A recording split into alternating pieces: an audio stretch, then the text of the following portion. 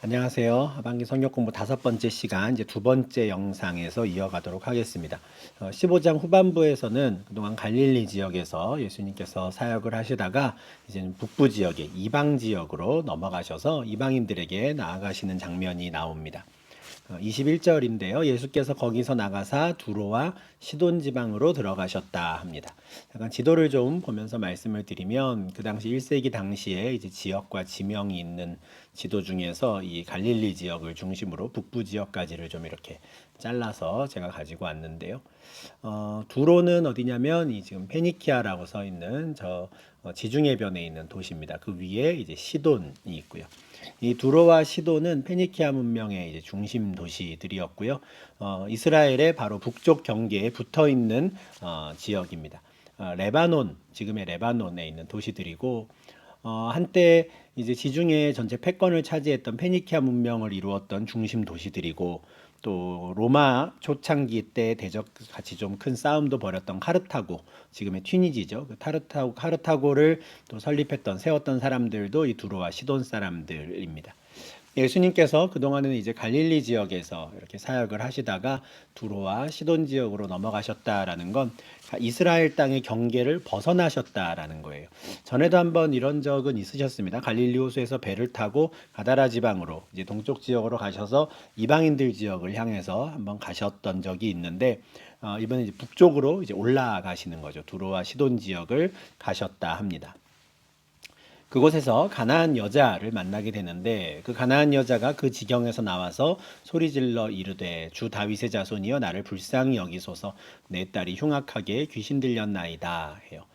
이 가나안 땅이라고 하면은 저희가 또 이스라엘 땅만을 보통 생각을 하게 되는데 아마도 이 마태는 그냥 전반적으로 이스라엘 지역뿐만 아니라 그 북쪽 지역까지도 다 가나안 지역으로 묶어서 가나안 여자 이렇게 표현을 한 것으로 보입니다. 다른 복음서에는 수로보니게 여인 이렇게 해서 구체적인 민족 이름이 표시가 되어 있는데 마태에게는 별로 그게 이제 중요하지 않다고 생각한 것 같아요. 예수님께서 두로와 시돈으로 갔을 때 이방 여인을 만났다 이렇게 생각하시면 될 것 같습니다. 앞서 말씀드린 대로 8장 28절에서도 예수님께서 배를 타고 가다라 지방에 가셔서 그곳에 있는 이방인, 그 중에 이제 귀신 들린 자를 만났었지요. 이번에도 가나안 여인, 이방인을 만나게 되는데 이 여인도 귀신과 관련된 문제가 있었습니다. 그런데 이 여인은 본인이 귀신 들린 자가 아니었고요. 그 딸이 귀신 들린 자였습니다. 그래서 예수님을 찾아와서 이렇게 외치는 것이죠. 주 다윗의 자손이여 나를 불쌍히 여기소서예요. 사실 정작 본인이 귀신 들린 사람이라면 잘 모를 거예요. 그죠? 예, 이게 뭐 어떤 상황인지도 모를 거고 그냥 귀신에게 완전히 휘둘리는 상황일 텐데 지금 이 가나안 여자는 자기 딸이 귀신 들린 걸 보는 거거든요. 아마 그 간절한 면에 있어서는 본인이 귀신 들린 자보다도 훨씬 더 정말 간절한 마음으로 나아온 게 아닐까 싶습니다. 그 여인이 나와서 주 다윗의 자손이여 나를 불쌍히 여기소서 하죠. 참 좋은 간구이고 기도입니다. 주께서 나를 불쌍히 여겨주시기를. 하나님이 우리를 불쌍히 여겨주시면 행동하신다 했거든요. 움직이신다고 말씀을 드렸는데 그걸 간구하는 것이죠. 여기서 참 인상적인 것은 지금 이 가나안 여자가 예수님을 다윗의 자손이라고 부른다는 겁니다. 메시아라고 부른다는 거예요. 사실 그동안 우리가 마태복음 말씀을 쭉 묵상해 오면서 예수님을 향해서 아주 단호하게 분명한 확신을 가지고 다윗의 자손이여라고 부른 사람은 이 가나안 여자 이전에는 두 맹인이 있었습니다. 9장 27절에 있었거든요. 두 맹인이 따라오며 소리질러 이르되 다윗의 자손이여 우리를 불쌍히 여기소서 한단 말이에요. 다윗의 자손이라고 하는 명확히 예수님을 향한 이 호칭을 쓴 사람이 두 맹인들밖에 없었는데 그 이후에 또 처음으로 가나안 여자가 예수님을 그렇게 부른 것이죠. 물론 12장 23절에서 예수님이 하신 일들을 보고 사람들이 놀라면서 이 정도면 다윗의 자손 아닌가라고 의문을 품은 일은 있었어요. 그런데 이건 이제 본인들끼리 자기들끼리 있으면서 이 정도면 메시아 같은데 넌 어떻게 생각해? 뭐 이랬던 거고요.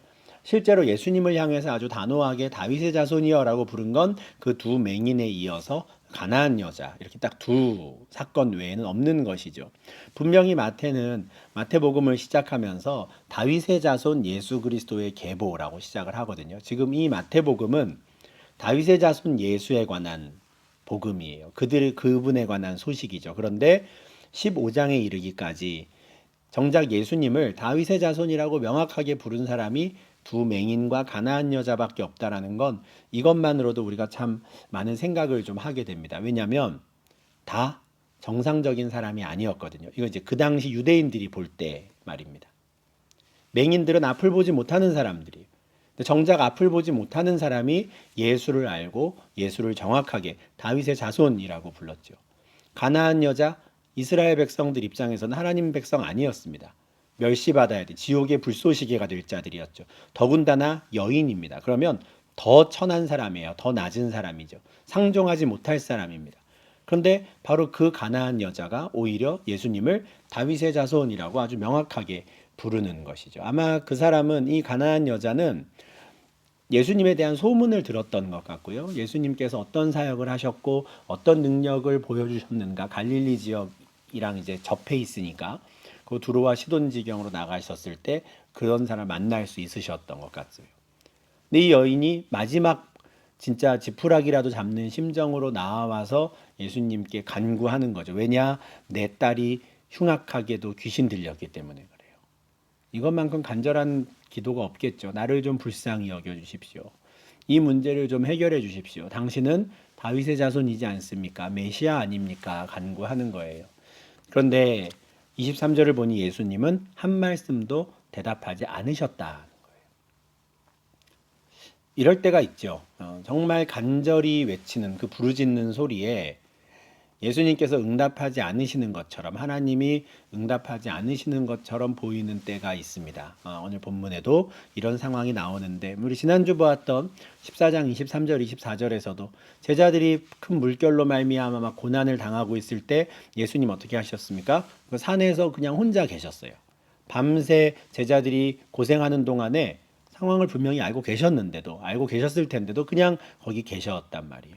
그리고 밤 4경이 지나 새벽 3시가 지나서, 그러니까 제자들은 밤새 고생대로 다 한 다음에서야 예수님이 나타나셨죠. 그리고 풍랑을 잠잠케 해주셨습니다. 나사로의 경우도 한 번 더 보겠습니다. 나사로가 병들었다는 소식을 듣고 어떻게 하셨어요? 이틀을 더 기다리셨단 말이에요. 근데 그 바로 앞에는 어떤 구절이 있습니까? 예수께서 나사로를 사랑하셨다, 이런 말씀도 있어요. 그러니까 이게 좀 안 맞죠. 예수님이 나사로를 사랑하셔서 병들었다는 소식을 듣고 죽을 때까지 이틀을 더 기다리셨다, 이렇게 되는 거거든요. 참 우리로서는 이걸 어떻게 이해해야 할까, 받아들여야 할까 알 수 없는 장면인데, 이럴 때가 있습니다. 예수님께서, 하나님께서. 오늘 본문도 마찬가지예요. 그렇게 간절히 부르짖는 가나안 여인, 그리고 우리가 아는 예수님이라면 그 즉시 응답해 주셨어야 될 것 같은데 한 말씀도 대답하지 않으세요. 그러니까 참다 못한 제자들이 와서 이렇게 부탁을 하는 거죠. 그 여자가 우리 뒤에서 소리를 지르는데 그를 보내소서 해요. 무슨 말입니까?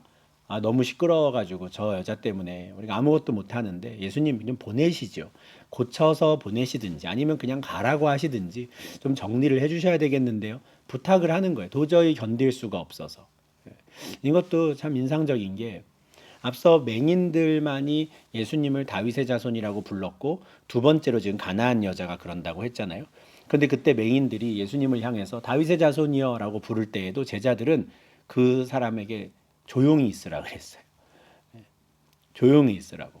너 때문에 시끄러워서 우리가 예수님 말씀을 들을 수가 없다고, 따라갈 수가 없다고 그랬거든요. 그와 굉장히 비슷한 상황이 또 벌어진 겁니다. 예수님을 향해서 다윗의 자손이라고 부르며 나를 불쌍히 여기소서라고 하는 가나안 여인이 있었는데 제자들은 저 시끄러운 여자 좀 치워주시죠, 보내시죠 한 거죠. 그러자 예수님께서 24절에서 나는 이스라엘 집에 잃어버린 양 외에는 다른 데로 보내심을 받지 아니하였노라 해요. 이거는 여인에게 한 말이 아니고요, 제자들에게 하신 말씀입니다. 그렇죠? 제자들이 와서 저 여자를 좀 보내시면 안 됩니까? 하니까 이렇게 대답하신 거예요. 나는 이스라엘 집에 잃어버린 양 외에는 보내심을 받지 않았어. 아마 분명히 제자들은 이방 여인이라서 예수님이 그냥 신경 안 쓰시나 보다, 대꾸 안 하시나 보다, 이렇게 생각을 했을 겁니다. 그 자리에 있던 모든 사람들이 다 똑같이 그렇게 생각을 했을 거예요. 그리고 그 가나안 여자도 이 말을 들었겠죠. 가나안 여자였거든요. 이스라엘 집에 잃어버린 양이 아니었던 겁니다. 그러나 그 여자는 실망하거나 그냥 집에 가거나 하지 않아요. 오히려 한 걸음 더 나아오죠. 25절입니다. 여자가 와서 예수께 절하며 이르되 주여 저를 도우소서 그래요. 그냥 저기서 소리만 지르는 게 아니라 이제는 오히려 더 직접적으로 적극적으로 주 앞에 나아가서 엎드립니다. 절하며 주여 나를 도우소서 해요. 지금 이 여인은 천국을 침노하고 있습니다. 가나안 여자가 주 앞에 나아가 적극적으로 나를 도와달라고 부르짖고 있는 거예요.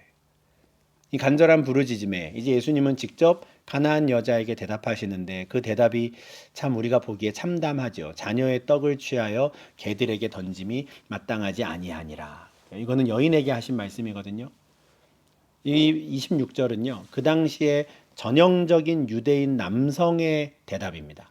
예수님의 대답이라기보다는 정말 전형적인 유대인 남성으로서의 예수의 모습을 일부러 취하시는 거예요.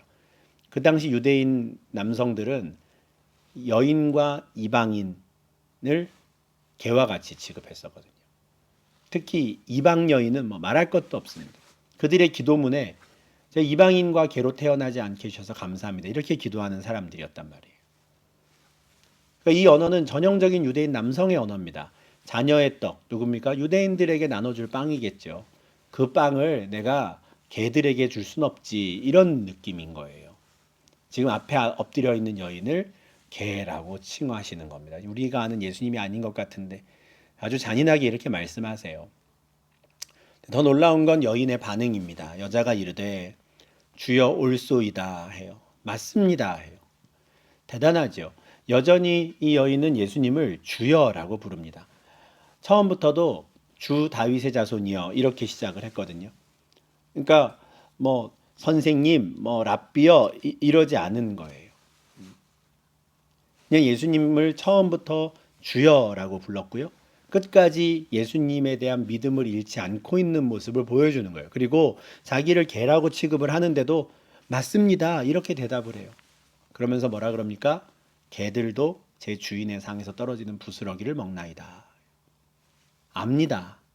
그런데 개들도 주인의 상에서 떨어지는 부스러기를 먹는다. 난 그 부스러기면 됩니다. 당신이 떨어뜨려 주시는 그 부스러기만으로도 내 딸이 나을 겁니다. 라는 고백이에요. 놀라운 일입니다. 예수님이 칭찬을 크게 하시죠. 여자여 내 믿음이 크도다. 내 소원대로 되리라. 참 대단한 믿음이다 라는 뉘앙스라서 큰 믿음 우리가 이렇게 말할 수 있고 예수님도 내 믿음이 크다 하셨는데 정확한 의미는요. 예수를 붙잡는 데 성공했다라는 뜻입니다. 복음서에서 내 믿음이 작다라고 책망을 받는 건 믿음 자체가 무슨 크고 작고의 믿음이 아니라 예수를 붙잡는 데 실패하는 경우에 내 믿음이 작다 이렇게 표현이 되는 거고요. 예수를 붙잡는 데 성공하면 내 믿음이 크다 하는 거예요. 정말 너무 민망할 정도로 예수님이 그 모욕적인 발언을 하셨는데 일부러 그런 대답을 하셨을 텐데 여자가 여전히 주님 하는 거예요. 옳습니다. 부스러기라도 좋습니다. 끝까지 예수님을 붙잡는 데 성공했죠. 어떻게 됩니까? 그녀의 소원대로 되는 겁니다. 그때로부터 그의 딸이 낳습니다.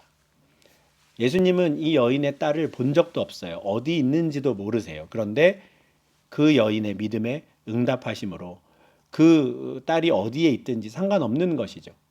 상관없이 그의 딸이 나았습니다. 이 여인의 모습은요. 우리가 앞에 첫 번째 영상에서 보았던 그 바리새인들과는 너무 대조되는 완전 다른 모습이죠. 12절에서 어떤 말씀이 있었습니까? 제자들이 와가지고 예수님이 하신 말씀 듣고 바리새인들이 상처받았는데요. 바리새인들이 실족했는데요. 이랬단 말이에요.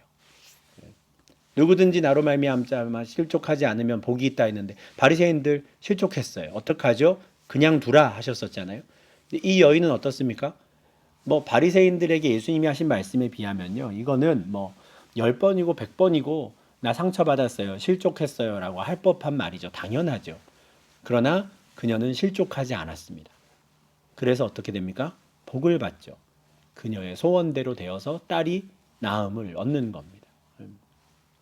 이 가나안 여자 처음부터 예수님을 다윗의 자손이라고 부르는 것도 참 놀랍고 신기하고 대단한데 끝까지 예수를 붙잡는 데 성공하고 예수님이 어떤 말씀을 하시든 실족하지 않으며 끝내는 복을 받은 천국을 침노한 자가 된 겁니다. 그리고 결과적으로 예수님께서 그녀를 용납하시고 칭찬하시고 그녀에게 응답하신 걸 생각하면 다시 돌아가서 우리가 24절을 다시 생각해 볼 수 있는 거죠. 제자들이 저 가나안 여인 좀 보내시지요 했을 때 예수님 뭐라 그러셨어요? 나는 이스라엘 집에 잃어버린 양 외에는 다른 데로 보내심을 받지 않았다 했거든요. 그런데 결과적으로 어떻습니까? 가나안 여자가 구원을 받았어요. 그 말은 가나안 여자가 이스라엘 집에 잃어버린 양이었다라는 거죠. 24절에서 예수님이 하신 말씀은 그냥 거짓말이 아닙니다. 진짜로 예수님은 이스라엘 집에 잃어버린 양을 위해서 오신 거예요. 그런데 그 잃어버린 양 가운데 가나안 여자가 있었던 겁니다. 그러면 우리는 뭘 해야 됩니까? 이스라엘 집이 무엇인가를 고민해야죠. 예수님이 24절에서 말씀하신 이스라엘 집, 물론 그 자리에 있던 모든 사람들은 이게 유대인을 의미한다고 생각했어요. 모든 아브라함의 육체적인 후손들, 육신적인 후손들을 생각한다고 의미한다고 생각했겠죠. 그런데 결과적으로 보니 그게 아닌 겁니다. 가나안 여자가 이스라엘 집에 잃어버린 양이었잖아요. 예레미야 31장 31절에는 이런 말씀이 있어요. 여호와의 말씀이니라 보라 날이 이르리니 내가 이스라엘 집과 유다 집에 새 언약을 맺으리라. 여기서도 이스라엘 집, 유다 집 나오는데 이스라엘의 조상들이 맺었던 언약이 깨졌단 말이에요. 그래서 예수님이 그날 이후에 내가 새 언약을 맺겠다 하신단 말이에요. 근데 그 새 언약을 누구와 맺습니까? 이스라엘 집과 유다 집. 아마 분명히 이 예레미야의 선포를 들었던 유대인들은 하나님이 우리랑 다시 무슨 언약을 맺으시려나 보다 이렇게 생각했을 거예요. 그런데 우리가 지난주 주일에도 누가복음 말씀 찾아서 우리가 확인을 했듯이 제자들과 마지막 식사를 하시며 처음으로 성찬식을 하실 때 예수님 뭐라 그러십니까? 나의 피가 새 언약의 피다 하시잖아요. 예수님께서 이루신 그 새 언약은 아브라함의 후손이라고 하는 육신적인 그 이스라엘을 의미하는 게 아니었습니다. 가나안 여자도 들어가 있고요. 이방인들도 포함되는 게 이스라엘 집입니다. 진짜 하나님의 나라죠.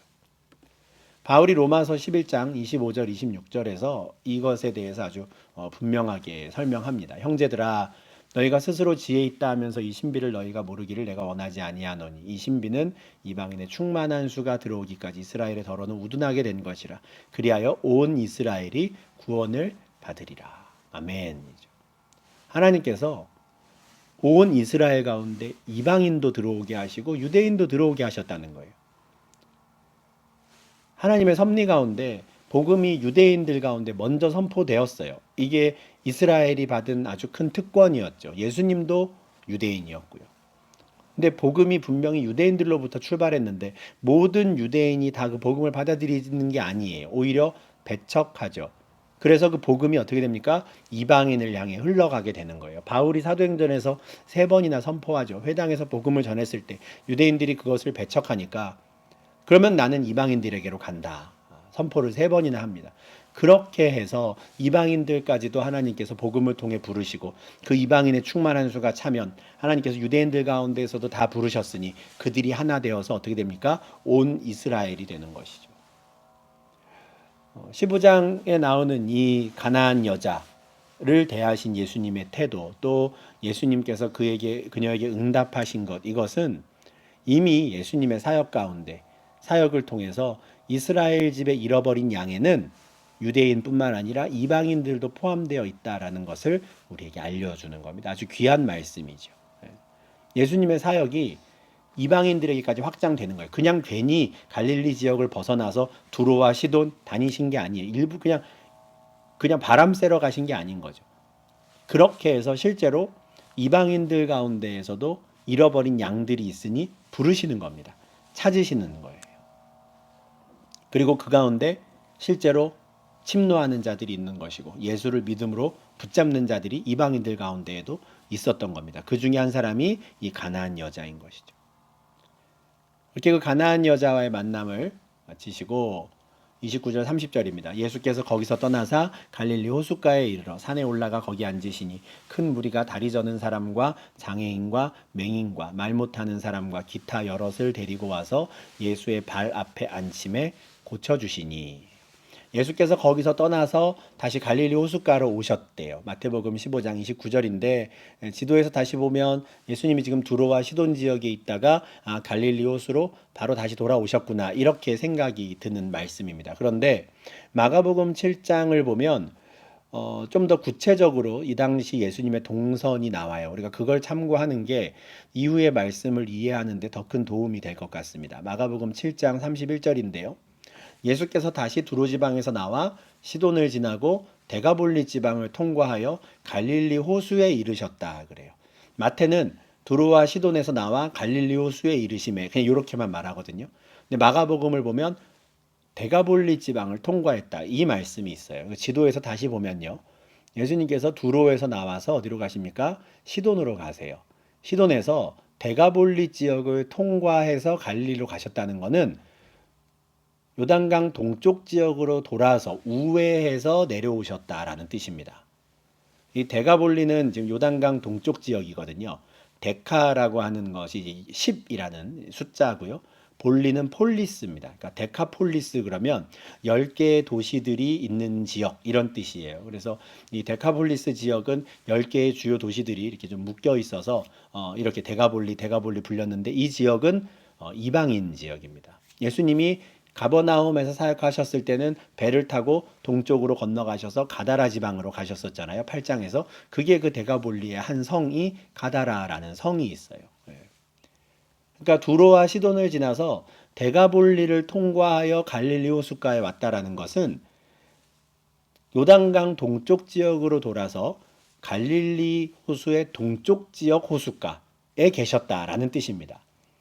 마태는 이 동선을 구체적으로 기록하진 않지만 이게 마태의 기록에도 또 합당한 것이 15장 마지막 39절이 이렇게 끝나거든요. 예수께서 무리를 흩어보내시고 배에 오르사 마가단 지역으로 가셨다는 거예요. 지도를 다시 보여드리면 지금 예수님께서 갈릴리 동쪽 지역에 계시다고 말씀을 드렸는데 마가단이 어디냐면 여기 서쪽이에요. 지금은 미그달이라고 되어 있는데 여기가 막달라 마리아의 이제 출신이 막달라가 이곳으로 추정이 되는데 마가단이 이쪽이거든요. 갈릴리 호수 서쪽. 무리를 보내고 배를 타고 마가단으로 건너가시니라 이렇게 되는 거죠. 동쪽에 있다가 서쪽으로 배를 타고 건너가시는 겁니다. 그래서 마태복음 15장 29절에는 구체적으로 데가볼리라는 이름이 나오지 않지만 이 당시 예수님의 동선은 마가복음 7장을 참고해서 갈릴리 호수 동쪽 지역으로 옮겨가셨다라고 저희가 생각하는 게 좋을 것 같고 그렇다면 이 29절부터 39절까지의 내용은 우리가 좀 완전 새로운 눈으로 좀 볼 수 있습니다. 봐야 하고요. 뭐냐면 29절부터 39절은 앞서 21절부터 쭉 이어지는 것처럼 예수님이 계속해서 이방인들을 위해서 이런 사역을 하셨다라는 거예요. 15장 29절에는 이방인이라는 이야기는 없어요. 그런데 이 동선을 보면 이방인 지역에서 사역을 하시는 거죠. 그곳에서도 큰 무리가 다리 저는 사람, 장애인, 맹인, 말 못하는 사람, 기타 여럿을 데리고 왔어요. 두로와 시돈에서도 가나안 여인이 예수님을 다윗의 자손이라고 부른 것처럼 예수님에 대한 소문이 이제는 그 갈릴리를 넘어서 퍼져갔고 예수님은 가는 곳마다 유대인뿐만 아니라 이방인들도 많이 예수님을 찾아왔고 특히 그들은 병든 자들을 많이 데리고 온 거죠. 그들이 예수님 발 앞에 오면 예수님 어떻게 하십니까? 고쳐주신 거예요. 이방인들이라고 해서 차별하지 않으시고 그들도 똑같이 불쌍히 여기시고 고쳐주신 거죠. 고치기만 하셨겠습니까? 아니죠. 왜 고쳐주셨겠어요? 예수님의 말씀을 들으라고 전하고 가르치는 그 사역을 그 말씀을 들으라고 고쳐주신 거잖아요. 그러니까 똑같은 사역을 이방 지역에서도 하신 겁니다. 유대인들에게만이 아니라 이방인들에게도 똑같이. 31절입니다. 말 못하는 사람이 말하고 장애인이 운전하게 되고 다리 저는 사람이 걸으며 맹인이 보는 것을 무리가 보고 놀랍게 여겨 이스라엘의 하나님께 영광을 돌리니라. 말 못하는 사람이 말하게 되었고 장애인이 운전하게 되었고 다리 저는 사람이 걷고 맹인이 보게 되는 것. 이거 이사야 35장 5절 6절에서 이사야 선지자가 메시아의 사역으로 그때에 메시아가 온다면 그땐 이런 일이 있을 것이다 라는 일을 이방인 지역에서도 예수님이 기꺼이 보여주신 거예요. 유대인들에게만이 아니라 이방인들에게도 내가 메시아다, 내가 너희의 구원자다라는 것을 직접 가서 선포하시고 나타내신 거죠. 그걸 본 사람들이 어떻습니까? 놀랍게 여겨요. 당연히 놀라죠. 그러면서 이스라엘의 하나님께 영광을 돌린다 해요. 여기서 이스라엘의 하나님이라고 표현된 것도 지금 예수님이 이방인 지역에서 사역하셨다라는 증거가 됩니다. 만약에 유대인들이었으면 어떻게 됐어요? 우리가 보고 놀랍게 여겨 하나님께 영광을 돌리니라 이랬겠죠. 근데 이들은 이방인들이거든요. 이방인들이다 보니 저 이스라엘의 하나님께 영광을 돌리는 거예요. 자기들이 원래 섬기던 신은 아니었으니까요. 예수님께서 하시는 그 일이 너무 놀라운 거예요. 정말 이스라엘의 하나님, 이스라엘의 신이 우리를 위해서 메시아를 보내주신 것인가? 놀라며 영광을 돌리죠. 이어지는 예수님의 말씀, 또 상황도 정말 예수님이 유대인이나 이방인이나 차별하지 않으시고 똑같이 사랑하셨구나라는 걸 보여줍니다. 32절입니다. 예수께서 제자들을 불러 이르시되 내가 무리를 불쌍히 여기노라. 그들이 나와 함께 있은지 이미 사흘임에 먹을 것이 없도다. 길에서 기진할까 하여 굶겨 보내지 못하겠노라. 이 말씀에 이어서 나오는 내용은 우리가 소위 칠병이어라고 부르는 기적입니다. 빵 7개와 물고기 2마리로 사람들을 먹이신 기적. 뭐랑 비슷합니까? 우리가 지난주에 보았던 오병이어의 기적과 비슷하죠. 거의 똑같다고 할 수 있습니다. 그런데 예수님께서 15장에서 이 칠병이어의 기적을 보여주신 이유가 사람들이 불쌍해서였거든요. 근데 오병이어의 기적도 똑같이 시작해요. 14장 14절. 큰 무리를 보시고 불쌍히 여기셨어요. 유대인들을 보시며 불쌍히 여기셨던 예수님께서 똑같이 데가볼리에 있는 이방인들을 보시며 그들이 너무 불쌍한 거예요. 지금 이 사람들이 예수님께 나왔는데 3일 동안이나 같이 예수님의 말씀을 듣고 있었나 봐요. 주변에 그냥 노숙을 하면서 있었겠죠. 사흘 정도가 지나니까 이들이 준비해온 음식이 다 떨어진 거예요. 그들을 불쌍히 여기십니다. 이대로 가다가는 길에서 쓰러지겠다. 그냥 굶겨서 보내진 못하겠다 하는 거죠. 유대인들을 보시면서도 그들이 목자 없는 양과 같이 고생하며 기진하는 모습을 보고 불쌍히 여기셨는데 이방인들에게도 똑같이 그렇게 말씀하시는 거죠. 그런데 제자들은 좀 쉽지 않았던 것 같아요. 예수님의 마음을 몰랐던 것 같은데 이들은 지금 얼마나 불편했겠습니까? 지금 유대인들과 함께 있는 것도 아니고 이방인 땅에 가가지고 사흘 이상을 머물면서 그렇게 그들을 만나고 해야 된다는 게 참 부담스러웠을 것 같아요. 15장 전반부에서 무슨 일이 있었습니까? 예루살렘에서 바리새인들과 서기관들이 와가지고 장로들의 전통을 어겼다고 지적을 받았는데 만약에 자기들이 이 이방 땅에서 이런 일을 한다는 걸 그들이 알면 더 난리가 나는 거죠.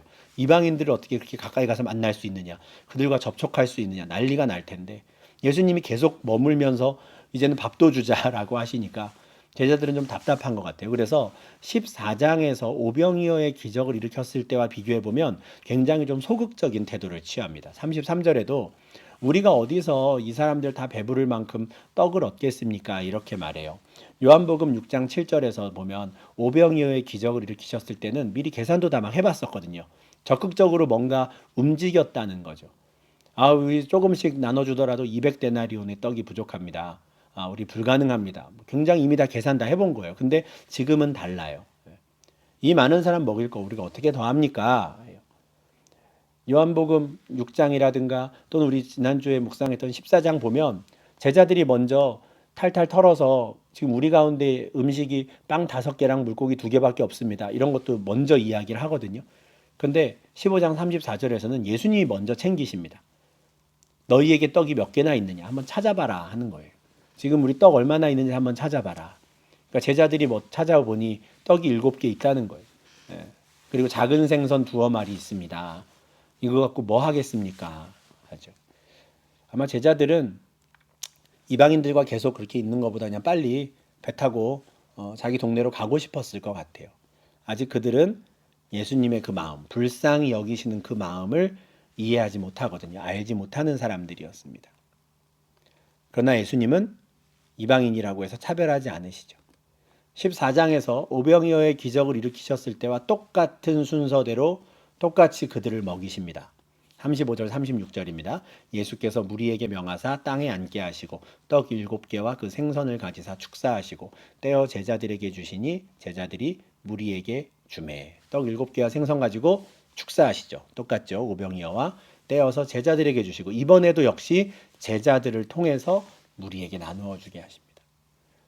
14장에서도 너희가 먹을 것을 주라 했는데 이방인들에게도 똑같이 제자들을 통해서 먹을 것을 주시죠. 예수님이 직접 가지 않으십니다.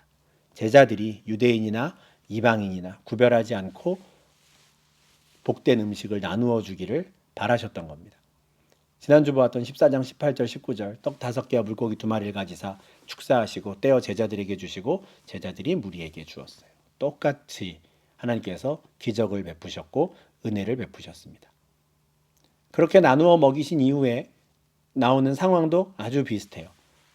다 배불리 먹고 남은 조각을 7광주리에 차게 거두었으며 먹은 자는 여자와 어린이 외에 4,000명이었더라. 다 배불리 먹었습니다.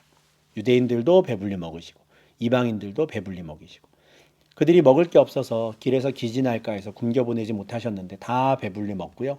남은 조각을 7광주리. 12바구니가 많이 남았을까? 7광주리가 많이 남았을까? 뭐 의미 없습니다. 유대인들에게는 10이라는 숫자도 그렇고요. 7이라는 숫자도 그렇고 다 완전수를 의미하거든요. 그러니까 정말 그날 풍족하게 먹었다. 이걸 또 이제 강조하는 표현인 것 같습니다. 근데 그 당시에도 어마어마한 사람들이 왔던 것 같아요. 여자와 어린이 외에 남자만 4,000명. 이때도 이제 아마 따로 구분돼서 앉아서 밥을 먹었을 텐데 남자들만 4,000명입니다.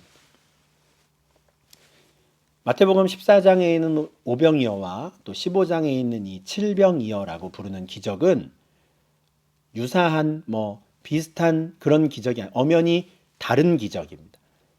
예수님께서도 16장 9절 10절에서 명확하게 말씀하세요. 너희가 아직도 깨닫지 못하느냐. 떡 5개로 5,000명을 먹이고 주운 것이 몇 바구니며 떡 7개로 4,000명을 먹이고 주운 것이 몇 광줄이었는지를 기억하지 못하느냐 하시거든요. 예수님도 이 두 개의 이적을 엄연히 두 개의 사건으로 구분해서 말씀하십니다. 내가 이렇게도 하고 저렇게도 하지 않았느냐.